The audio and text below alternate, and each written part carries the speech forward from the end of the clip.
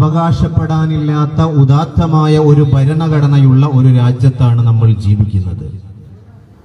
വളരെ അഭിമാനത്തോടു കൂടി നമ്മളൊക്കെ ഞാനൊരു ഇന്ത്യക്കാരനാണെന്ന് പറഞ്ഞു വെക്കലുണ്ട്.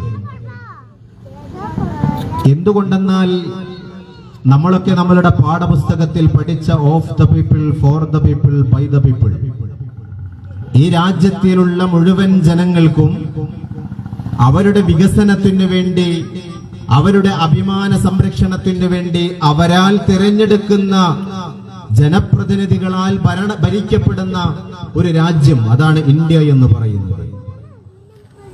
അതുകൊണ്ട് തന്നെ വിദേശ രാജ്യങ്ങളിലൊക്കെ നമ്മളൊക്കെ പോകുമ്പോൾ വളരെ അഭിമാനത്തോടു കൂടി നമ്മൾ ഒരു ഇന്ത്യക്കാരനാണെന്ന് പറഞ്ഞു വെക്കലുണ്ട്. ഒരു ഓഫീസിൽ കയറി ചെല്ലുമ്പോ, ഒരു അപരിചിതനെ പരിചയപ്പെടുമ്പോ നമ്മൾ ആദ്യം അഡ്രസ് ചെയ്യാൻ ശ്രമിക്കൽ ഞാൻ വരുന്ന നാടിനെ കുറിച്ചാണ്.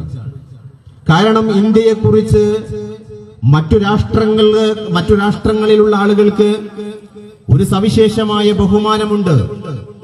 എന്തുകൊണ്ടെന്നാൽ വ്യത്യസ്തമായ ജാതികളും മതങ്ങളും ഗോത്രങ്ങളും അതിൻ്റെ ഇടയിൽ അനവധി ഉപജാതികളുമുള്ള ഒരുപാട് മനുഷ്യർ ജീവിക്കുന്നു. വ്യത്യസ്ത ഭാഷകൾ സംസാരിക്കുന്നു, വ്യത്യസ്ത ഭക്ഷണ രീതികൾ ഇഷ്ടപ്പെടുന്നു, വ്യത്യസ്ത വസ്ത്രധാരണകളിൽ ഇഷ്ടപ്പെടുന്നു. അങ്ങനെയുള്ള വ്യത്യസ്തതയെ ഉൾക്കൊള്ളാൻ മാത്രം വിശാല മനസ്കതയുള്ള ഒരുപറ്റം നല്ല മനുഷ്യരുടെ സംഗമ ഭൂമി, അതാണ് ഇന്ത്യ എന്ന് പറയുന്നത്.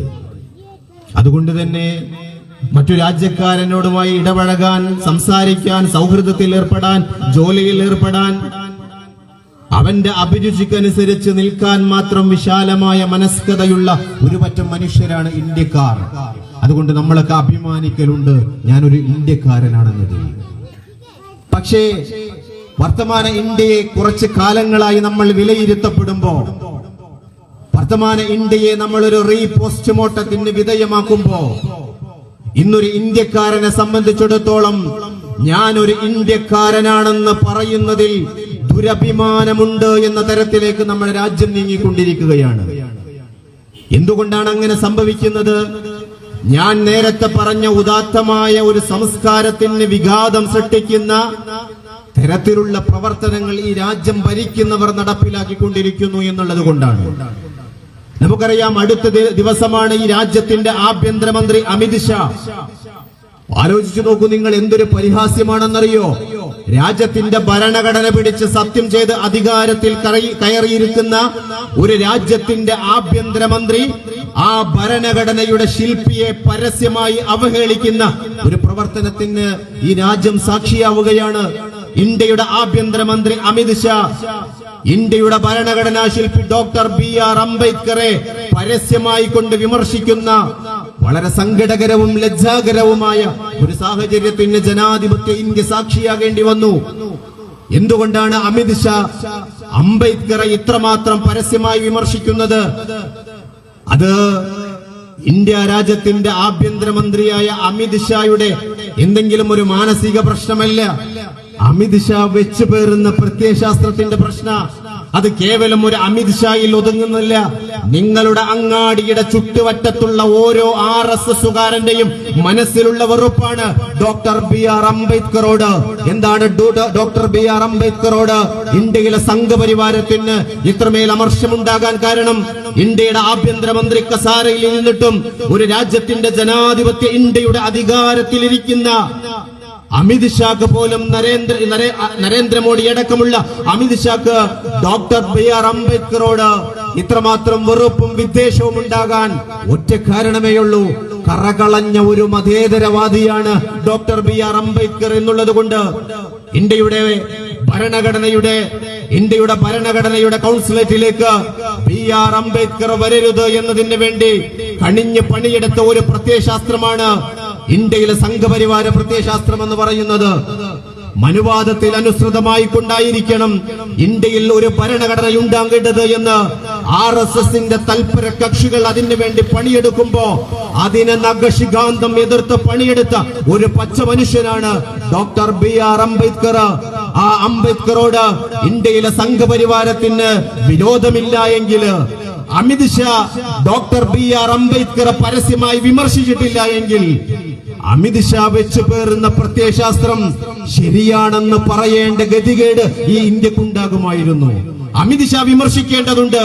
അമിത് ഷാ BR അംബേദ്കർക്കെതിരെ നിലപാട് സ്വീകരിക്കേണ്ടതുണ്ട്. എങ്കിലേ അംബേദ്കറിന്റെ നിലപാടാണ് ഇന്ത്യൻ മതേതരത്വത്തിന്റെ നിലപാട് എന്ന് ഈ കാലഘട്ടത്തിലെ പുതിയ ജനതക്ക്, പുതിയ തലമുറക്ക് ബോധ്യമാവുകയുള്ളൂ. സംഘപരിവാരത്തിന്റെ മനുവാദത്തിൽ അനുഷ്ഠിതമായി കൊണ്ട് ഇന്ത്യ രാജ്യത്ത് ഒരു ഭരണഘടനയുണ്ടാകണമെന്ന് സംഘപരിവാരം പറഞ്ഞപ്പോ അതിനെതിരെ തൂലിക കൊണ്ട് ഇന്ത്യൻ ഭരണഘടന രചിച്ച ഒരു പച്ച മനുഷ്യനാണ് ഡോക്ടർ BR അംബേദ്കർ.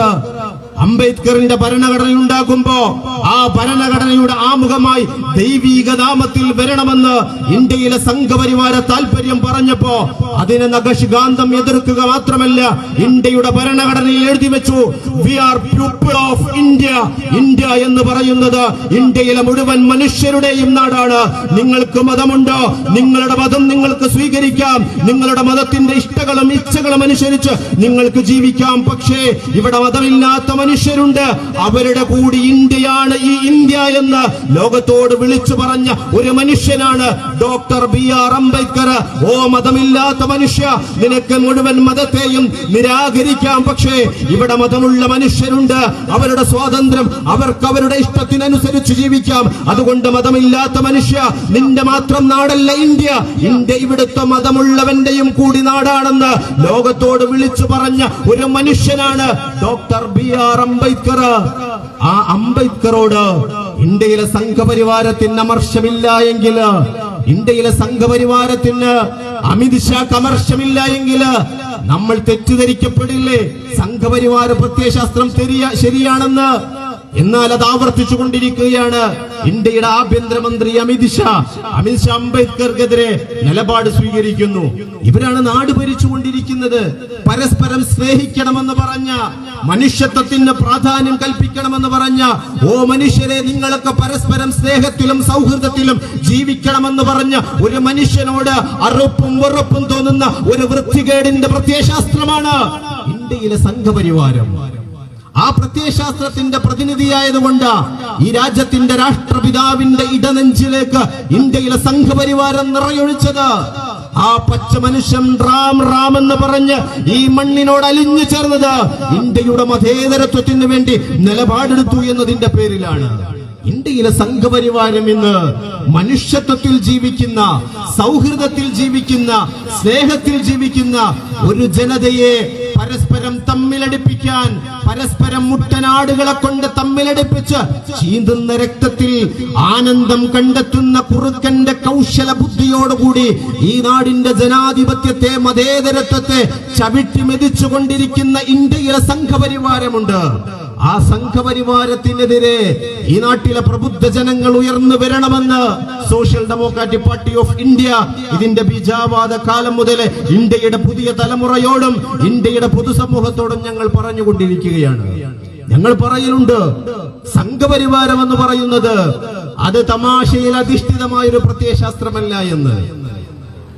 സംഘപരിവാരത്തെ നിങ്ങൾ തമാശയിൽ അധിഷ്ഠിതമായ ഒരു പ്രത്യയശാസ്ത്രമായി നിങ്ങൾ നോക്കിക്കാണരുത്. ഇന്ത്യയിലെ സൗഹൃദത്തിൽ ജീവിക്കുന്ന മനുഷ്യരെ പരസ്പരം തമ്മിലടിപ്പിക്കുന്ന ഒരു വെറുപ്പിന്റെ ഐഡിയോളജിയാണത്, ഒരു വെറുപ്പിന്റെ പ്രത്യയശാസ്ത്രമാണത്. അത് ഈ രാജ്യത്തിന് അപകടമാണ്. അത് ഈ രാജ്യത്തിന്റെ മനുഷ്യത്വത്തിന് ഭീഷണിയാണ്. അത് ഈ രാജ്യത്തിന്റെ ഭരണഘടനയ്ക്ക് ഭീഷണിയാണ്. എന്നാൽ അവരാണെന്ന് നാട് ഭരിച്ചുകൊണ്ടിരിക്കുന്നത്. വിമർശനങ്ങളെ ഇഷ്ടമില്ലാത്തവർ, വിയോജിപ്പുകളെ ഇഷ്ടമില്ലാത്തവർ, ഇരുട്ടിനെ പേടിക്കുന്ന ഒരു ഭരണകൂടം, കറുപ്പിനെ പേടിക്കുന്ന ഒരു ഭരണകൂടം, ഈ രാജ്യത്തിന്റെ രാഷ്ട്രപതികൾക്ക്, ഈ രാജ്യത്തിന്റെ ഭരണ തലവന്മാർക്ക് ഇരുട്ടിനെയും കറുപ്പിനെയും പേടിയാണ്. നമ്മുടെ ഗവർണർക്കും അങ്ങനെയാണ് കേട്ടോ. അതൊക്കെ ആ ഒരു പ്രത്യയശാസ്ത്രത്തിന്റെ പ്രശ്ന. ഗവർണർ പങ്കെടുക്കുന്ന പരിപാടികൾക്ക്, കറുത്ത ഡ്രസ്സുകൾക്ക് വിലക്ക. നിങ്ങളൊന്ന് ആലോചിച്ചു നോക്കൂ, നിങ്ങൾ എത്രമാത്രം അപഹാസ്യമാണെന്നറിയോ? പരിഷ്കരങ്ങളും പുരോഗമന വാദങ്ങളും പറയുന്ന ഒരു നാട്ടിലാണ് കറുപ്പിനെയും ഇരുട്ടിനെയും ഭയപ്പെടുകയും വെറുക്കുകയും ചെയ്യുന്നവര് നാട് ഭരിച്ചുകൊണ്ടിരിക്കുന്നത്. അതൊരു സവർണ താല്പര്യം കൂടിയിട്ടാ. കറുപ്പിനോടുള്ള അലർജി ഒരു സവർണ താല്പര്യം കൂടിയിട്ടാണ്. ഈ രാജ്യത്തിന്റെ പൊതുബോധം ചെറുത്തു തോൽപ്പിച്ച അതൊരു മനുവാദ സിദ്ധാന്തം കൂടിയിട്ടാണത്. ഈ രാജ്യത്തിന്റെ തെരുവോരങ്ങൾക്കറിയാം, ഇന്ത്യയിലെ ഇന്നലകളിലെ ചെറുത്തു തോൽപ്പിച്ച ഒരു സംസ്കാരമുണ്ടായിരുന്നു. ഇന്ത്യയിലെ ദളിതന്റെ, പറയന്റെ, പുലയന്റെ, പിന്നോക്കക്കാരന്റെ, തൊലികറുത്ത അമ്മയുടെ വയറ്റിൽ ജന്മം നൽകിയ പിന്നോക്ക പാർശ്വവൽക്കരിക്കപ്പെട്ട ഒരു ജനത, അവരുടെ രാഷ്ട്രീയമാണ്. അതാണ് അംബേദ്കറുടെ രാഷ്ട്രീയം എന്ന് പറയുന്നത്. എന്നെ ശ്രമിക്കുന്ന ഏതെങ്കിലും സംഘപരിവാര പ്രവർത്തകരുണ്ടോ? നട്ടപ്പാതിരാക്ക് RSSന്റെ അമ്പലമുറ്റത്ത് കുറുവടിയും ഏന്തിക്കൊണ്ട് RSSന് വേണ്ടി തല്ലാനും കൊല്ലാനും ജയിലിൽ കിടക്കാനും വേണ്ടി RSSന് വേണ്ടി പണിയെടുക്കുന്ന ഏതെങ്കിലും തൊലികറുത്ത അമ്മയുടെ വയറ്റിൽ ജന്മം നൽകിയ ദളിത് സഹോദര, നീയും കൂടി മനസ്സിലാക്കാൻ ഞങ്ങൾ പറഞ്ഞു വെക്കട്ടെ. നിന്റെ വിചാരധാരയുണ്ടല്ലോ, സംഘപരിവാരത്തിന്റെ ഐഡിയോളജി വിളിച്ചു പറയുന്ന വിചാരധാര, പരസ്യമായി നിങ്ങൾ എണ്ണിയ ശത്രു പട്ടികയിലെ മുസ്ലിങ്ങളുണ്ടല്ലോ. ഞാൻ പറയുന്നു, സംഘപരിവാരത്തിന് വേണ്ടി തൊലികറുത്ത അമ്മയുടെ വയറ്റിൽ ജന്മം നൽകിയ പ്രിയപ്പെട്ട സഹോദര, നിന്നെ പഠിപ്പിച്ച മുസ്ലിം എന്ന ശത്രു മാത്രമല്ല കേട്ടോ സംഘപരിവാര ശത്രു പട്ടികയിലുള്ളത്. ക്രിസ്ത്യാനികൾ എന്ന വിചാരധാരയുടെ രണ്ടാം ശത്രു മാത്രമല്ല ഇന്ത്യയിലെ സംഘപരിവാര ശത്രു എന്ന് പറയുന്നത്. ഇന്ത്യയിലെ കമ്മ്യൂണിസ്റ്റുകാരൻ മാത്രമല്ല കേട്ടോ വിചാരധാര പരസ്യമായിട്ട് പറഞ്ഞ ശത്രു പട്ടികയിലുള്ളത്. എഴുതി വെച്ചേക്കുക, തൊലികറുത്ത അമ്മയുടെ വയറ്റിൽ ജന്മം നൽകിയ നീയും സംഘപരിവാരത്തിന്റെ RSSന്റെ ഐഡിയോളജിക്ക്, സംഘപരിവാര ഐഡിയോളജിക്ക് നീയും ശത്രു പട്ടികയിലാണ് എന്ന് ബോധ്യപ്പെടാനുള്ള സമയം അതിക്രമിച്ചിരിക്കുന്നു എന്ന് കൂടി പറഞ്ഞു വെക്കുകയാണ്. അംബേദ്കറിനോട് സംഘപരിവാരത്തിന്റെ വിയോജിപ്പ് എന്താണെന്നറിയോ? അംബേദ്കർ പിന്നോക്കക്കാരനാണ്. പഠിക്കാൻ വേണ്ടിയിട്ട് അക്ഷരമുറ്റത്തേക്ക് പറഞ്ഞപ്പോ തെരഞ്ഞിരിക്കുന്ന അക്ഷരക്കസാരകള് നിഷേധിച്ച ഒരു മനുഷ്യനാണ് ഡോക്ടർ BR അംബേദ്കർ. അക്ഷരം പഠിക്കാൻ മറ്റു കുട്ടികളുടെ കൂടെ പഠിക്കാൻ പോയപ്പോ പഠനത്തിന്റെ പടിയടച്ചു പിണ്ടം വെച്ചിട്ട് ഡോക്ടർ BR അംബേദ്കർ വീട്ടിൽ നിന്ന് കൊണ്ടുപോയ തുണിക്കഷ്ടത്തിൽ നിലത്തിരുന്ന് പഠിച്ച ഒരു മനുഷ്യനാണ് ഡോക്ടർ BR അംബേദ്കർ. എന്തുകൊണ്ടാണെന്നറിയോ? ഡോക്ടർ BR അംബേദ്കർ ഒരു പിന്നോക്കക്കാരനായിരുന്നു. ആ പിന്നോക്കക്കാരന് സവർണൻ കാണിച്ച അധിക്ഷേപത്തിന് പ്രതിഷേധമായി ബുദ്ധമതം സ്വീകരിച്ച ഒരു മനുഷ്യനാണ് ഇന്ത്യയുടെ ഭരണഘടനാ ശില്പി ഡോക്ടർ BR അംബേദ്കർ. അതുകൊണ്ട് ദളിത് സഹോദര, ഇന്ത്യയിലെ സംഘപരിവാരത്തിന്റെ പ്രത്യയശാസ്ത്രം ഇന്ത്യയിലെ ദളിതനെയും ശത്രു പട്ടികയിൽ നിർത്തുന്നതാണ്. അല്ലെങ്കിൽ ഞങ്ങൾ ചോദിക്കട്ടെ, ഇന്ത്യയുടെ രാഷ്ട്രപിതാവിന്റെ ഇടനെഞ്ചിലേക്ക് നിറയൊഴിക്കാൻ നാഥൂറാം വിനായക് ഗോഡ്സെയുടെ പ്രചോദനം എന്തായിരുന്നു? നാഥൂറാം വിനായക് ഗോഡ്സെ ഇന്ത്യയുടെ രാഷ്ട്രപിതാവിന്റെ ഇടനെഞ്ചിലേക്ക് നിറയൊഴിക്കുമ്പോ ഒരു മുസ്ലിം ആയതിന്റെ പേരിലാണോ? ഒരു ക്രിസ്ത്യാനിയായതിന്റെ പേരിലാണോ? ഒരു കമ്മ്യൂണിസ്റ്റുകാരനായതിന്റെ പേരിലാണോ? അല്ല കേട്ടോ. ഇന്ത്യയിലെ മനുഷ്യർക്ക് വേണ്ടി, ഇന്ത്യയിലെ പിന്നോക്കക്കാർക്ക് വേണ്ടി ഇന്ത്യയിലെ 2.5% സവർണനെതിരെ നിലപാട് സ്വീകരിച്ചു എന്നുള്ളത് കൊണ്ടാണ് കേട്ടോ ഇന്ത്യയിലെ സംഘപരിവാര താല്പര്യം എന്ന് പറയുന്നത് മനുവാദ താല്പര്യമാണ്, സവർണ താല്പര്യമാണ്, അത് ബ്രാഹ്മണിക്കൽ താല്പര്യമാണ്, അത് പൂനൂൽ രാഷ്ട്രീയമാണ്. ഇത് തിരിച്ചറിയാൻ ഈ നാട്ടിലെ പ്രബുദ്ധരായ ഹൈന്ദവ സഹോദരങ്ങളെ, നിങ്ങളെയും ഞങ്ങൾ ബോധ്യപ്പെടുത്തുകയാണ്. മതങ്ങളുടെ സിംബലാക്കിക്കൊണ്ട് മതത്തിന്റെ ബ്രാൻഡ് അംബാസഡർ കസാരയിലേക്ക് ഇന്ത്യയിലെ സംഘപരിവാരം ഓരോ കാലെടുത്ത് വെക്കുമ്പോഴും നിങ്ങൾ മനസ്സിലാക്കിക്കൊള്ളുക, അത് സവർണ താല്പര്യത്തെ പ്രദർശിപ്പിക്കാൻ വേണ്ടിയിട്ടാണ്. ഏതാണ് ആ സവർണ താല്പര്യം എന്നറിയോ? ഇന്നലകളിൽ ഈ നാട് ചെറുത്തു തോൽപ്പിച്ച ഒരു അവർണ ജനതയുടെ ഒരു വേദനാജനകമായ ചരിത്രം ഈ നാടിന് പറയാനുണ്ട്. നിങ്ങൾ നിങ്ങളുടെ പരിസര പ്രദേശങ്ങളിലെ വാർദ്ധക്യമുള്ള അമ്മൂമ്മമാരോട്, അച്ചച്ചന്മാരോട്, വെല്ലിപ്പമാരോട് നിങ്ങൾ ചോദിക്കുക, ഈ നാട്ടില് സവർണ താല്പര്യം എന്തായിരുന്നെന്ന്. മാറുമറക്കാൻ സ്വാതന്ത്ര്യമില്ലാത്തൊരു ഇന്നലകള് ഈ നാടിന് പറയാനുണ്ട്. വഴി നടക്കാൻ സ്വാതന്ത്ര്യമില്ലാത്ത ഒരു ഇന്നലകൾ ഈ നാടിന് പറയാനുണ്ട്. ഇവിടുത്തെ സവർണന്റെ അരമനകളിൽ പണിയെടുക്കുന്ന ഈ നാട്ടിലെ പിന്നോക്കം നിൽക്കുന്ന ദളിത് സഹോദരിക്ക് മാറുമറക്കാൻ സ്വാതന്ത്ര്യമില്ലാത്ത അവരുടെ ഇച്ഛകൾക്കനുസരിച്ച് ജീവിക്കേണ്ടി വന്ന ഒരു ചരിത്രം ഈ നാടിന് പറയാനുണ്ട്. എന്തിനേറെ കുടിക്കുന്ന കുടിവെള്ളത്തിന് പോലും വിലക്കേർപ്പെടുത്തുന്ന നാടായിരുന്നു. സവർണൻ കുടിക്കുന്ന കിണറ്റിൽ നിന്ന് പോലും ദാഹജലം കുടിക്കാൻ സ്വാതന്ത്ര്യമില്ലാത്ത ഒരു കാലഘട്ടം ഈ നാടിനുണ്ടായിരുന്നു. സവർണൻ പോകുന്ന അമ്പലത്തിൽ പോയിട്ട് തന്റെ ആരാധ്യമൂർത്തിമാർക്ക് മുമ്പിൽ സങ്കടം പറയാൻ പോലും സ്വാതന്ത്ര്യമില്ലാത്ത ഒരു കാലഘട്ടം ഈ ഇന്ത്യക്കുണ്ടായിരുന്നു. അതിനെ ചെറുത്തു തോൽപ്പിച്ചു. ആ പാശ്ചാത്യ സംസ്കാരത്തെ, ആ മൃഗസമാനമായ സംസ്കാരത്തെ ചെറുത്തു തോൽപ്പിച്ചിട്ടാണ് ഇന്ത്യ ഈ മതേതര കാഴ്ചപ്പാടിലേക്ക് കടന്നു വന്നത്. ഇന്ത്യയിലെ സവർണനെ, ഇന്ത്യയിലെ അവർണനെ, ഇന്ത്യയിലെ മുഴുവൻ മനുഷ്യരെയും മനുഷ്യരായി നോക്കിക്കാണുന്ന ഒരു ഉദാത്തമായ സംസ്കാരത്തെ ഇവിടെ കെട്ടിപ്പടുക്കുമ്പോ അതിനെ തകർക്കുകയാണ് ഇന്ത്യയിലെ സംഘപരിവാരം ചെയ്തുകൊണ്ടിരിക്കുന്നത്. അതിന്റെ പൊളിറ്റിക്കൽ സ്ട്രാറ്റജിയാണ് അമ്പലങ്ങളുടെയും പള്ളികളുടെയും ബീഫിന്റെയും പേര് പറഞ്ഞ് ഇന്ത്യ രാജ്യത്ത് സംഘപരിവാരം നടപ്പിലാക്കിക്കൊണ്ടിരിക്കുന്നത്. പള്ളികളെ സിമ്പലാക്കുക, പള്ളികളെ സിമ്പലാക്കുന്നതിലോടുകൂടി ഇവിടെ ഒരു പ്രത്യക്ഷ ശത്രുവിനെ അവർ പ്രദർശിപ്പിക്കുക.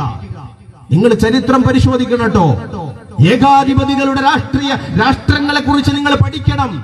എന്റെ മുമ്പിൽ വളരെ ചുരുങ്ങിയ സമയം മാത്രമേ ഉള്ളൂ. എന്നെ ശ്രമിക്കുന്ന പ്രബുദ്ധരായ നാട്ടുകാരെ, നിങ്ങൾ ഏകാധിപതികൾ അടക്കി വാഴ്ന്നിരുന്ന നാടുകളെ കുറിച്ച് നിങ്ങൾ പരിശോധിക്കണം. ഇറ്റലിയിലെ ഹിറ്റ്ലറെ കുറിച്ച് നിങ്ങൾ പരിശോധിക്കണം. നിങ്ങൾ മൊസോളിനിയുടെ രാഷ്ട്രീയം നിങ്ങൾ പരിശോധിക്കണം. ഹുസ്നി മുബാറക് ഏകാധിപതികളുടെ രാഷ്ട്രീയത്തെ കുറിച്ച്, അവരുടെ നാടിനെ കുറിച്ച് നിങ്ങൾ പഠിക്കണം കേട്ടോ. അവർക്കൊക്കെ അവരുടെ ഏകാധിപത്യ താല്പര്യങ്ങൾ ഉണ്ടായിരുന്നു. ആ താല്പര്യമായിരുന്നില്ല അവർ പൊതുസമൂഹത്തോട് പറഞ്ഞുകൊണ്ടിരുന്നത്. അവർ പരസ്യമായി ആ നാട്ടിൽ സൗഹൃദത്തിൽ ജീവിച്ചിരുന്ന പ്രതലത്തില് തന്റെ കൂടെ പണിയെടുക്കുന്ന, കൂടെ പഠിച്ച അയൽവക്കത്തുള്ള ഒരു മനുഷ്യനെ ഉയർത്തി കാണിച്ചിട്ട് അവനാണ് ഈ നാട്ടിൽ പ്രശ്നക്കാരെന്ന് പ്രശ്നവൽക്കരിച്ചു. നാട്ടിൽ അതിന് പ്രകമ്പനം കൊള്ളിക്കുന്ന വാർത്തകളും കവറേജുകളും ഉണ്ടാക്കി അവരിത് നിരന്തരമായി പറഞ്ഞുകൊണ്ടിരുന്നു. തൊട്ടടുത്തിരിക്കുന്നവർക്ക് സംശയം തോന്നി. ആ സംശയം ആ നാട്ടിൽ പടർന്ന് പന്തലിച്ചു. അതൊരു വർഗീയ ചേരിതിരിവുകൾക്ക് ഒരു കാരണമായി. ആ ചേരിതിരിവുകൾക്ക് മനുഷ്യർക്കിടയിൽ ഒരു വിടവുണ്ടായപ്പോ ആ വിടവിലൂടെ തൽപര കക്ഷികളുടെ താല്പര്യം നടപ്പിലാക്കി എന്നുള്ളതാണ് കഴിഞ്ഞ കാല ഏകാധിപതികളുടെ നാട് നമ്മളോട് വിളിച്ചു പറയുന്നത്. എങ്കിൽ ഇന്ത്യ ഭരിക്കുന്ന ഇന്ത്യയിലെ സംഘപരിവാരമുണ്ടല്ലോ, RSS ഉണ്ടല്ലോ, നരേന്ദ്രമോദി ഭരിക്കുന്ന ഇന്ത്യയില്, അമിത്ഷാ ഭരിക്കുന്ന ഇന്ത്യയില്, മോഹൻ ഭഗവതിന്റെ ഇന്ത്യയില്, ആ ഇന്ത്യയിലെ ഹിന്ദുത്വ താല്പര്യമെന്ന് പറയുന്നത് സവർണ താല്പര്യമാണ്, മനുവാദ താല്പര്യമാണ്.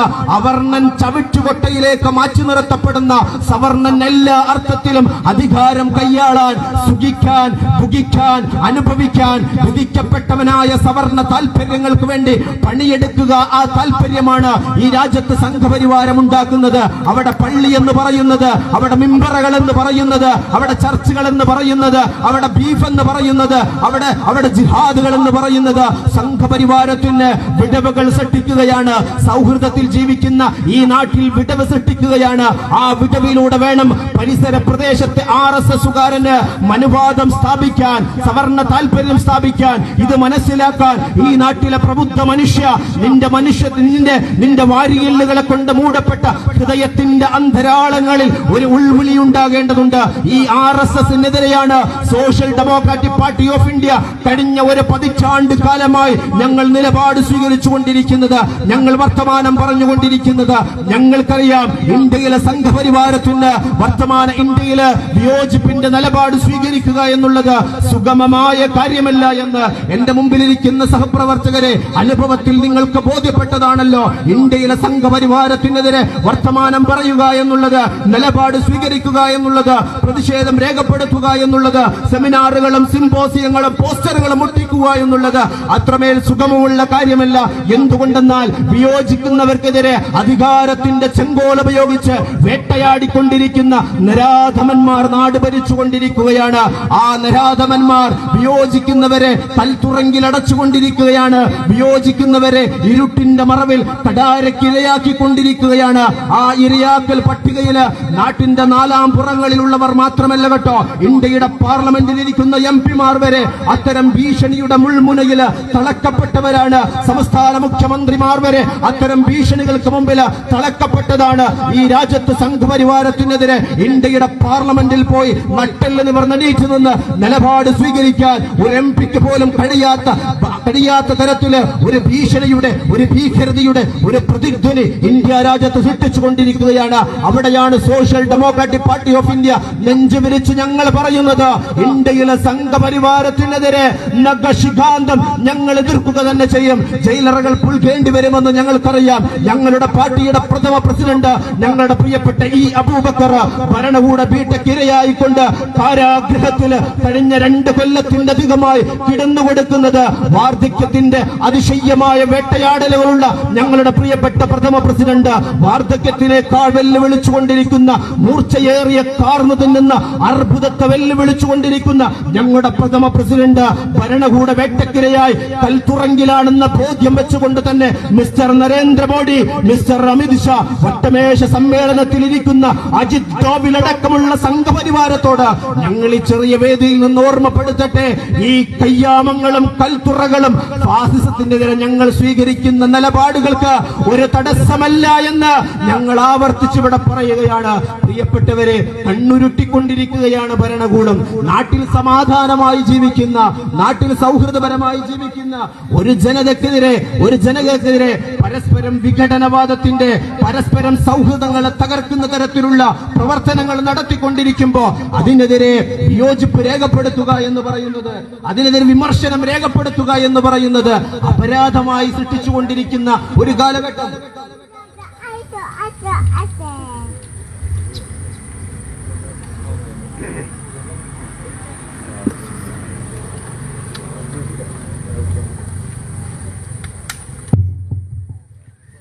വിമർശനങ്ങളെ അലോസരത്തോടുകൂടി നോക്കിക്കാണാം.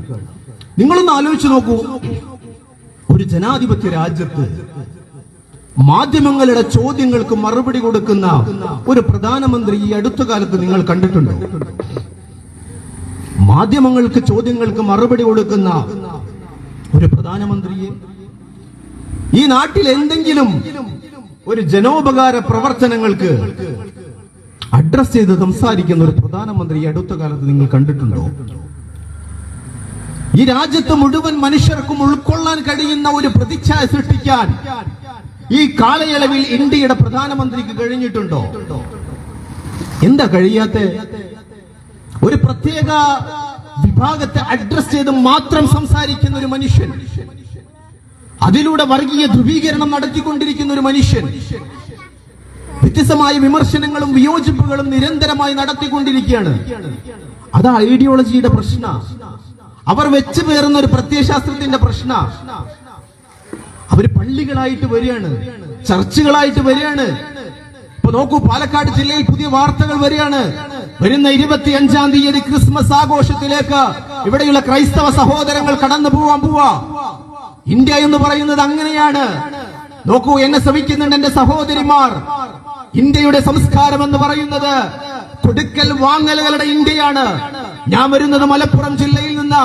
പെരുന്നാൾ കടന്നു വരുമ്പോ, മുസ്ലിം സമുദായത്തിന്റെ ആഘോഷങ്ങളായ പെരുന്നാൾ കടന്നു വരുമ്പോ ഞങ്ങളടക്കമുള്ളവരുടെ വീട്ടിൽ നിന്ന് തൊട്ടടുത്ത വീടായ ഹൈന്ദവ ക്രൈസ്തവ സഹോദരങ്ങളുടെ വീട്ടിലേക്ക് ഞങ്ങളുടെ ഇന്ത്യയിലെ മുസ്ലിങ്ങളുടെ ഇഷ്ടവിഭവം പരസ്പരം കൊടുക്കുക എന്നുള്ളത്, അത് സുമനസ്സോടെ സ്വീകരിക്കുക എന്ന് പറയുന്ന ഒരു സംസ്കാരം ഓണക്കാലം കടന്നു വരുമ്പോ ഇന്ത്യയിലെ നമ്മുടെ പരിസര പ്രദേശങ്ങളിലെ ഹൈന്ദവ സഹോദരങ്ങള് നല്ല പഴുത്ത പഴവും പപ്പടവും പൊരിച്ച് വീട്ടിലേക്ക് കൊണ്ടു വരുന്നു. ആർക്കാണ് ഇക്കാലത്ത് പഴത്തിന് പഞ്ഞമുള്ളത്? പപ്പടത്തോട് ആർക്കാണ് ഇത്രമാത്രം ഭ്രമമുള്ളത്? അതല്ല, അതൊരു സംസ്കാരമാണ്, ഒരു കൊടുക്കൽ വാങ്ങലാണ്, ഒരു സൗഹൃദത്തിന്റെ ഒരു ഊട്ടി ഉറപ്പിക്കലാണത്. ക്രൈസ്തവ സഹോദരങ്ങൾ അവരുടെ ആഘോഷം വരുമ്പോ തന്റെ വീട്ടിൽ പുത്തനുടുപ്പുകളിട്ട് പൂമ്പാറ്റയെ പോലെ മക്കൾ കളിച്ചു നടക്കുമ്പോ എന്റെ സഹോദര സമുദായത്തിൽപ്പെട്ട അയൽമക്കത്തിരിക്കുന്നവനും ആ സൗഹൃദത്തിൽ പങ്കെടുക്കണമെന്ന ഒരു വ്യഗ്രതയുണ്ടല്ലോ. ഈ നാടിന്റെ സംസ്കാരമാണത്. ആ സംസ്കാരത്തിനെതിരെയാണ് ഇന്ത്യയിലെ സംഘപരിവാരം നിരന്തരമായി ഇത്തരത്തിലുള്ള ആക്രോശങ്ങൾ ഉയർത്തിക്കൊണ്ടിരിക്കുന്നത്. എന്തൊക്കെ ജിഹാദുകളാണ് നമ്മുടെ നാട്ടിൽ നമ്മൾ ഇന്നലകളിൽ കേട്ടത്. നിങ്ങൾ കേട്ടിട്ടില്ലേ ലവ് ജിഹാദ്? എന്താ പ്രിയപ്പെട്ടവരെ ലവ് ജിഹാദ്? ഇതാ കേരളത്തിൽ മുസ്ലിം ചെറുപ്പക്കാർ ഇതര മതത്തിലുള്ള പെൺകുട്ടികളെ പ്രണയിച്ച് മതപരിവർത്തനം നടത്തുന്നു എന്ന് ഈ നാട്ടിൽ നല്ല വേരോട്ടമുള്ള വാർത്തയായിരുന്നല്ലോ അത്. എത്ര കാലം വാർത്തകൾ വന്നു, അന്വേഷണം നടന്നല്ലോ. അന്വേഷണ റിപ്പോർട്ടുകൾ എവിടെ എത്തി? ഇന്ത്യ രാജ്യത്തിന്റെ പാർലമെന്റ് മന്ദിരത്തിൽ ഇന്ത്യയുടെ സാക്ഷാൽ RSSന്റെ പ്രതിനിധി എന്ന് വിശേഷിപ്പിക്കാൻ കഴിയുന്ന ഇന്ത്യയുടെ ആഭ്യന്തരമന്ത്രി അമിത് ഷാ പരസ്യമായി പറഞ്ഞല്ലോ, ഇന്ത്യയിൽ അങ്ങനെ ഒരു ലവ് ജിഹാദിന്റെ റിപ്പോർട്ടില്ല എന്ന്. കേരളത്തിന്റെ നിയമസഭയില് പിണറായി എന്ന ആഭ്യന്തരമന്ത്രിക്ക് പറയേണ്ടി വന്നല്ലോ, കേരളത്തിൽ അങ്ങനെയൊരു ലവ് ജിഹാദിന്റെ വാർത്ത റിപ്പോർട്ട് ചെയ്യപ്പെട്ടില്ല എന്ന്. എന്നാൽ ഞാൻ പറയുന്നു, ഇന്നിന്റെ പ്രഭാതത്തിലും വേണമെങ്കിൽ ചൂടുള്ള വാർത്തയാണ് കേട്ടോ ലവ് ജിഹാദ് എന്ന്. ഏതെങ്കിലും മനുഷ്യന് ലവ് ജിഹാദിന്റെ ആരോപണം ഉണ്ടായാൽ കേരളത്തിലെ മുഴുവൻ മാധ്യമങ്ങളുടെയും ഹെഡ്ലൈൻ വാർത്ത ലവ് ജിഹാദിന്റെ ഹിസ്റ്ററിയെ കുറിച്ചിട്ടായിരിക്കും. നമ്മുടെ നാട്ടില് അത് വേരോട്ടമുള്ള ചൂടുള്ള വാർത്തയാണ്. നാർക്കോട്ടിക് ജിഹാദ്. വിവരമില്ലാത്തൊരു മനുഷ്യന് അവൻ പറഞ്ഞു ഈ നാട്ടിൽ നാർക്കോട്ടിക് ജിഹാദ് നടക്കുന്നുണ്ട് എന്ന്. എന്താണ് നാർക്കോട്ടിക് ജിഹാദ്? ലഹരി ജിഹാദാണത്രേ. ലഹരി ജിഹാദ് നടക്കുന്നു എന്ന് പറയുമ്പോഴേക്ക് അതിന് വേരോട്ടമുള്ള മണ്ണായി, പ്രാധാന്യമുള്ള വാർത്തയുള്ള മണ്ണായി ഈ മണ്ണ് മാറുകയാണ്. ലാൻഡ് ജിഹാദ്. എന്താ ലാൻഡ് ജിഹാദ്? ഇവിടെയുള്ള മുസ്ലിങ്ങൾ ഇത് മുഴുവൻ സ്ഥലങ്ങളും വാങ്ങിച്ചു കൂട്ടുന്നു. ലാൻഡ് ജിഹാദ് അതിനും വാർത്തയുള്ള മണ്ണാണ് കേട്ടോ ഈ നാട്. എന്തിനേറെ പറയണം, നമ്മളൊക്കെ മൂക്കത്ത് വിരൽ വെച്ച് വീടിന്റെ അകത്തളത്തിൽ ഒളിച്ചിരുന്ന ഒരു കാലഘട്ടം ഉണ്ടായിരുന്നില്ലേ? പുതിയ പുതിയ വാക്കുകൾ നമ്മൾ പഠിച്ച കണ്ടെയ്ൻമെന്റ് സോണ്, അതുപോലെ തന്നെ ക്വാറന്റൈൻ എന്നൊക്കെ പറയുന്ന പുതിയ പുതിയ അക്ഷരങ്ങൾ മലയാളികളോടൊപ്പം അനായാസം പറയാൻ പഠിച്ചൊരു കാലഘട്ടമില്ലേ? തൊട്ടടുത്ത വാർഡുകളിലേക്ക് കടക്കാൻ സ്വാതന്ത്ര്യമില്ലാതെ, വീട്ടിലിരിക്കുമ്പോ റൂമിൽ പോലും പ്രവേശിക്കാൻ സ്വാതന്ത്ര്യമില്ലാതെ, ക്വാറന്റൈനിൽ കഴിയുമ്പോ അവനെ പടിയടച്ച് പിണ്ടം വെക്കുന്ന ഒരു കാലഘട്ടം മലയാളിക്ക് പറയാനില്ലേ? മറന്നുപോയോ നിങ്ങള്? കോവിഡാനന്തര ഇന്ത്യയെ കുറിച്ച് ലോകത്തിലെ മുഴുവൻ മനുഷ്യരും സ്തംഭിച്ചു പോയ, നമ്മളുടെ നേത്രങ്ങളെ കൊണ്ട് കാണാൻ കഴിയാത്ത ഒരു വൈറസ് കടന്നു വന്നപ്പോ ആധുനിക ശാസ്ത്രം പേരിട്ട് വിളിച്ച കൊറോണ എന്ന് പറയുന്ന കൊറോണ എന്ന വൈറസിന്റെ മുമ്പിൽ പകച്ചു നിൽക്കുന്ന ഒരു കാലഘട്ടം.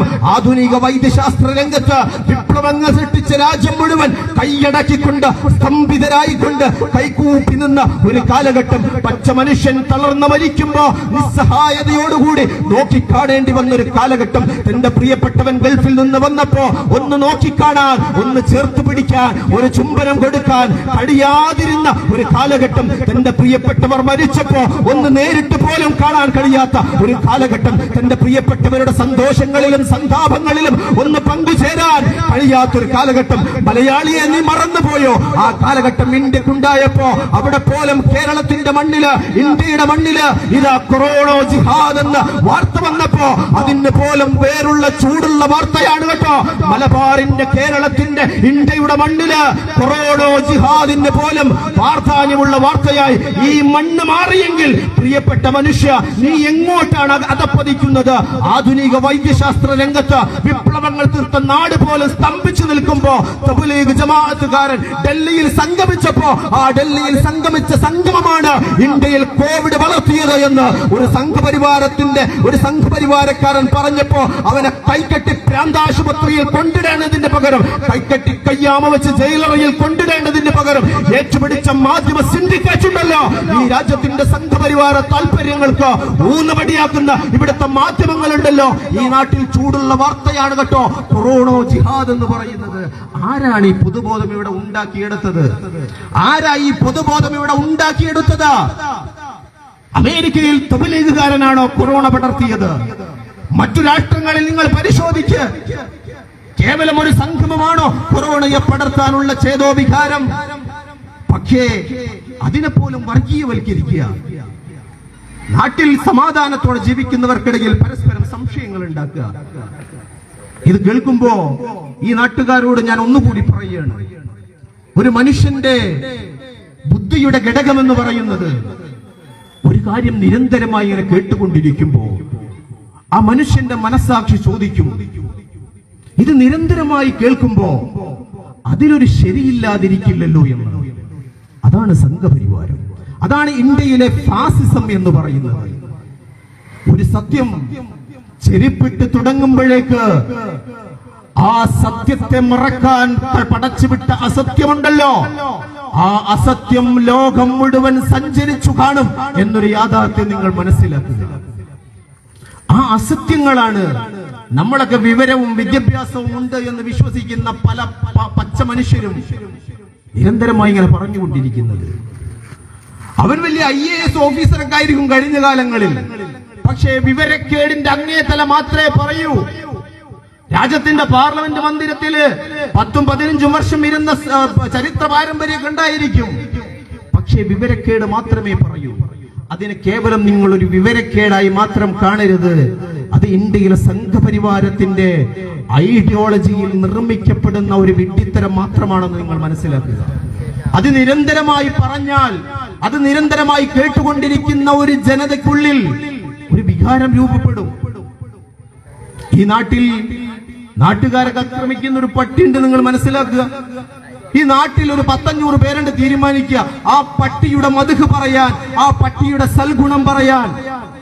കുട്ടികൾ സ്കൂളിൽ പോയാൽ പട്ടി കടിക്കുന്നുണ്ട്. നാട്ടിൽ അങ്ങാടിയിലൂടെ സാധനങ്ങൾ വാങ്ങിച്ചു വരുന്ന ആളുകളെ പട്ടി കടിക്കുന്നുണ്ട്. ഈ നാട്ടിൽ 500 പേര് ബോധപൂർവം തീരുമാനിക്കാൻ ആ പട്ടിയുടെ നന്മകൾ മാത്രം പറയാൻ. ഞാൻ പറയുന്നു, ആ പട്ടിയെ അടിച്ചു കൊല്ലാൻ, ആ പട്ടിക്കെതിരെ ഒരു നിലപാട് സ്വീകരിക്കാൻ, ആ പട്ടി സാമൂഹിക ദ്രോഹിയാണെന്ന് പറയാൻ ബാക്കി വരുന്ന മനുഷ്യൻ ഒരൽപ്പം വിയർക്കും, പ്രയാസപ്പെടും. കാരണം അവന്റെ നന്മകൾ പറയാൻ ഒരുപാട് മനുഷ്യരുണ്ട് ഇവിടെ എന്നുള്ളതാണ്. ഇതാണ് ഇവിടെ സംഘപരിവാരം ചെയ്തുകൊണ്ടിരിക്കുന്നത്. നന്മയുള്ള മനുഷ്യരെ മുഴുവൻ പടിയടച്ച് പിണ്ടം വെച്ചവൻ പ്രശ്നക്കാരാണെന്ന് പ്രശ്നവൽക്കരിക്കുക, എന്നിട്ട് അവൻ അടിച്ചു കൊല്ലുക. ഈ കാലഘട്ടത്തിൽ വലിയ വാർത്തയാണോ അതൊക്കെ? നിങ്ങളൊരു പക്ഷേ നാളെ സോഷ്യൽ മീഡിയ തുറക്കുമ്പോ ഉത്തരേന്ത്യയിൽ ഏതെങ്കിലും ഒരു മനുഷ്യനെ പട്ടാപ്പകൽ അടിച്ചു കൊന്ന വാർത്ത നിങ്ങൾ വായിച്ചു കാണും. നിങ്ങൾ അതിനെ ശ്രദ്ധിക്കുക പോലുമില്ല. അടുത്ത വാർത്തയിലേക്ക് നിങ്ങളുടെ വിരലുകൾ സ്ക്രോൾ ചെയ്ത് കഴിഞ്ഞിട്ടുണ്ടായിരിക്കും. എന്തുകൊണ്ടെന്നാൽ ഒരു മനുഷ്യനെ അടിച്ചു കൊല്ലുക എന്നുള്ളത് അത്ര വലിയ വാർത്തയൊന്നുമില്ല. കാരണം ഇതുപോലെ ഒരുപാട് മനുഷ്യർ ഇതിനു മുമ്പ് അടിച്ചു കൊന്നിട്ടുണ്ട്. ഒരു മനുഷ്യനല്ലേ പഠിച്ചു കൊന്നുള്ളൂ? ഒരുപാട് മനുഷ്യരെ ഇതിനു മുമ്പ് അടിച്ചു കൊന്നിട്ടുണ്ടല്ലോ. ആ ഒരുപാട് മനുഷ്യരിൽ നിന്ന് വ്യത്യസ്തനല്ല ഇന്നടിച്ചു കൊന്ന മനുഷ്യൻ, അത്രയുള്ളൂ. ഇതാണ് ഈ രാജ്യത്ത് സംഭവിച്ചുകൊണ്ടിരിക്കുന്നത്. പച്ച മനുഷ്യൻ അടിച്ചു കൊല്ലുക, അടിച്ചു കൊന്നിട്ടും മനുഷ്യൻ തീർന്നിട്ടില്ലെങ്കിൽ അവനെ കഴുമരത്തിൽ കെട്ടിത്തൂക്കുക. ഈ ഒരു വെറുപ്പിന്റെ പ്രത്യയശാസ്ത്രം, ആ ഒരു മനസ്സിനെ കുറിച്ച് നിങ്ങളൊന്ന് സങ്കല്പിച്ചു നോക്കൂ. നിങ്ങൾ സംഘപരിവാരത്തെ മനസ്സിലാക്കാൻ നിങ്ങൾ നാളെ വിചാരധാര വായിച്ച് പഠിക്കൊന്നും വേണ്ടട്ടോ. വളരെ സിമ്പിളായി ഞാൻ RSSനെ പരിചയപ്പെടുത്തി തരാം. ഒരു റോസാപ്പൂവിനെ പോലുള്ള സുന്ദരമായ ഒരു പുഷ്പം, ആ റോസാപ്പൂവിന്റെ ഓരോ ഇതളുകളും, നമ്മളൊക്കെ റോസാപ്പൂവിന്റെ സൗന്ദര്യം ആസ്വദിക്കും. അതിന്റെ സൃഷ്ടിയെ കുറിച്ച് നമ്മളൊക്കെ ആശങ്കത്തോടെ അത്ഭുതത്തോടെ നോക്കിക്കാണും. അതിന്റെ പരിമളങ്ങൾ ആവോളം ആസ്വദിക്കും. എന്നാൽ ആ റോസാപ്പൂവിന്റെ ഓരോ ഇതളുകളും വളരെ ക്രൂരമായ മുഖത്തോടുകൂടി പറിച്ച് പറിച്ച് ഇതളുകൾ കഷ്ടം കഷ്ടമാക്കി ചിരുട്ടി അവസാനം ആ തണ്ടുണ്ടല്ലോ, ആ തണ്ടിനോട് മനുഷ്യൻ തീരാഞ്ഞ് നിലത്തിട്ട് ചവിട്ടി മെതിച്ച ഒരു മനസ്സുണ്ടല്ലോ. ആ മനസ്സിന്റെ ഉടമയാണ് കേട്ടോ നാസിയ ബാനു. ആ മനസ്സിന്റെ ഉടമയാണ് ആസിഫ ബാനു എന്ന് പറയുന്ന ഒരു റോസാപ്പൂവുണ്ടല്ലോ. ആ റോസാപ്പൂവിന്റെ ഇതളുകള് അരിശത്തോടെ കാമഭ്രാന്തന്മാർ ഓരോ ഇതളുകൾ പറിച്ച് പറിച്ച് പറിച്ചെടുത്ത് ആ ഇതളുകൾ പറിച്ച തണ്ടിനോട് പോലും മനുഷ്യത്വം കാണിക്കാത്ത, നാൽക്കാലി പോലും കാണിക്കുന്ന ഒരു സംസ്കാരം അതുപോലും കാണിക്കാത്ത, നാൽക്കാലിയെ പോലും നാണം കെടുത്തുന്ന ഇരുകാലിയായ സംഘപരിവാരക്കാരന് ആസിഫ ബാനു എന്ന പാവപ്പെട്ട 16-കാരിയെ മാനം പിച്ച് ചിന്തിട്ട് അവളുടെ ആന്തരിക അവയവത്തിനെതിരെ കല്ലുകളാൽ പ്രഹരമേറെ അടിച്ചേൽപ്പിച്ച് കൊന്നുകളഞ്ഞ നിരാധമ പ്രവർത്തനത്തിന്റെ പ്രത്യയശാസ്ത്രത്തിന്റെ ഒരു പേരാണ് RSS എന്ന് പറയുന്നത്. മനുഷ്യരെ അടിച്ചു കൊന്ന് അരിശം തീരാഞ്ഞ് കടുമരത്തിൽ കെട്ടിത്തൂങ്ങി ആ ഭൗതിക ശരീരം വായുവിൽ കിടന്നാടുമ്പോ അതിൽ ആനന്ദം കണ്ടെത്തുന്ന ഒരു മാനസികാവസ്ഥയാണ് ഇന്ത്യയിലെ സംഘപരിവാരം എന്ന് പറയുന്നത്. പൂർണ്ണ ഗർഭിണിയായ ഒരു സഹോദരിയെ, അതിന്റെ ഗർഭസ്ഥ ശിശുവിനെ തൃശൂരത്തിൽ ഉയർത്തി ജയ് ശ്രീറാം എന്ന് വിളിക്കുന്ന വൃത്തികേടിന്റെ പ്രത്യയശാസ്ത്രമാണ് ഇന്ത്യയിലെ സംഘപരിവാരം. ഇതിനെതിരെ നിലപാട് സ്വീകരിക്കണമെന്നാണ്, ഇതിനെതിരെ മതേതര ചേരികൾ സംഘടിക്കണമെന്നാണ് ഇതിനെ ചെറുത്തു തോൽപ്പിക്കാൻ ഇന്ത്യയിലെ ബഹുസ്വരതയോട് social democratic party of India ഞങ്ങൾ ആവശ്യപ്പെടുകയാണ്.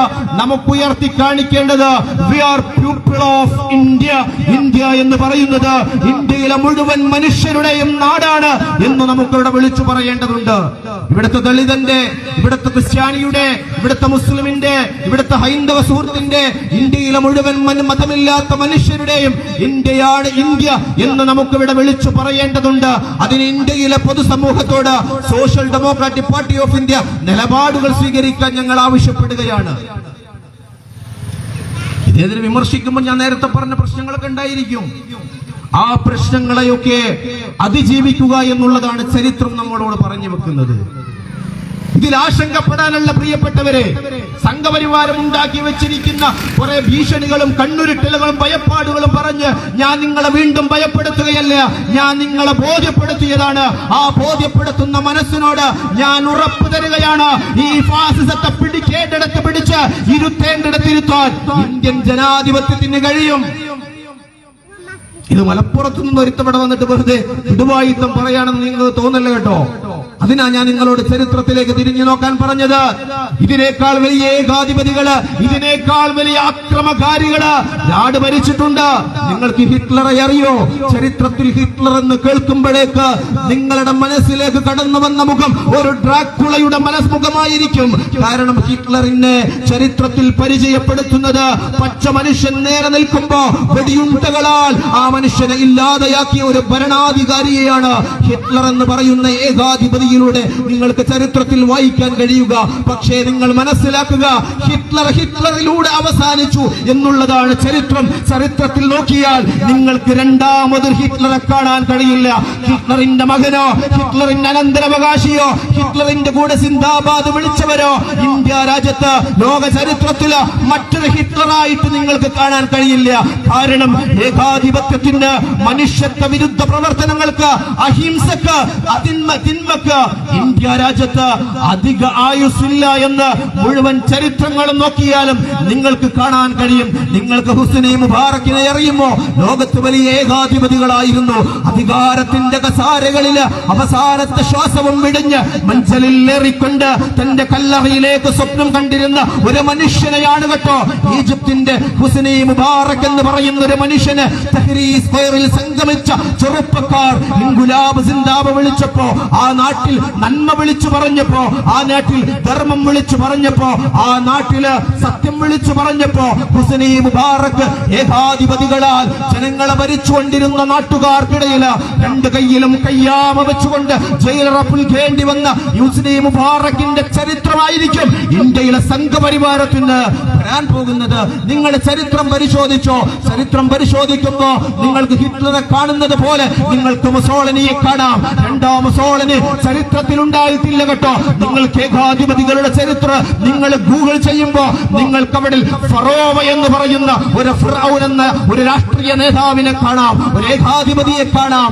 ഫറോവക്ക് രണ്ടാം ഫറോവ എന്ന മറ്റൊരു അനന്തരാവകാശി ഉണ്ടായിട്ടില്ല. ഇബ്രാഹിം എന്ന അവിടെ നിങ്ങൾ മറ്റൊരു അനന്തരാവകാശി ഫറോവയുടെ കൊട്ടാരത്തടക്കി വാഴുന്നത്, ഏകാധിപത്യത്തിൽ അടക്കി വാഴുന്നത് നിങ്ങൾക്ക് ചരിത്രത്തിൽ കാണാൻ കഴിയില്ല.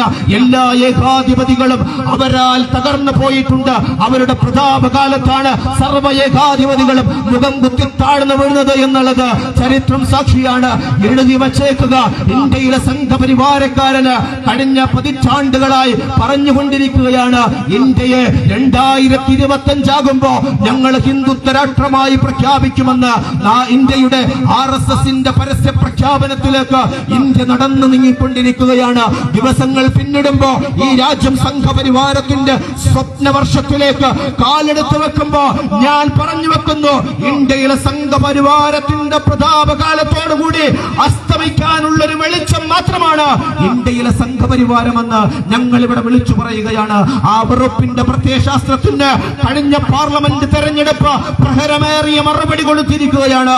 ഇന്ത്യ എന്ന് പറയുന്ന ഒരു പ്ലാറ്റ്ഫോമിലേക്ക് ഇന്ത്യയിലെ ചുരുങ്ങിയ മതേതരക്കാർ സംഘടിച്ചു വന്നപ്പോ യോഗി ആദിത്യനാഥിന്റെ ഉത്തർപ്രദേശ് ഉണ്ടല്ലോ, മതം മാത്രം മാനദണ്ഡമാക്കി മനുഷ്യന് വില കൽപ്പിക്കാത്ത യോഗി ആദിത്യനാഥ് ഇന്ത്യയിലെ ഹൈന്ദവ സഹോദരന്റെ സംസ്കാരമായ കാഷായ വസ്ത്ര വ്യവസ്ഥത്തെ പോലും അധിക്ഷേപിച്ചുകൊണ്ട് യോഗി ആദിത്യനാഥ് ഉത്തർപ്രദേശിന് മതവൽക്കരിക്കാൻ ശ്രമിക്കുമ്പോ പാർലമെന്റ് പൊതു തെരഞ്ഞെടുപ്പില് യോഗി ആദിത്യനാഥിന്റെ ഉത്തർപ്രദേശിലെ മുസ്ലിങ്ങള്, അവിടെയുള്ള ദളിതുകള്, അവിടെയുള്ള പിന്നോക്കക്കാർ ഫാസിസത്തിനെതിരെ നിലപാട് സ്വീകരിക്കുന്നു എന്ന് പറയുമ്പോ അരക്ഷിതമായി ജീവിക്കുന്ന, ഭയപ്പാടിൽ ജീവിക്കുന്ന ഒരു ജനതയ്ക്ക് പോലും തിരിച്ചറിവിന്റെ പൊൻചൂവലുണ്ടാക്കി നിലപാട് സ്വീകരിക്കാൻ കഴിഞ്ഞ പാർലമെന്റിന്റെ തെരഞ്ഞെടുപ്പ് നമുക്ക് ബോധ്യപ്പെടുത്തി തരുന്നത് ഇന്ത്യയിലെ സംഘപരിവാരം അസ്തമിക്കാനുള്ളൊരു പ്രത്യയശാസ്ത്രമാണ്.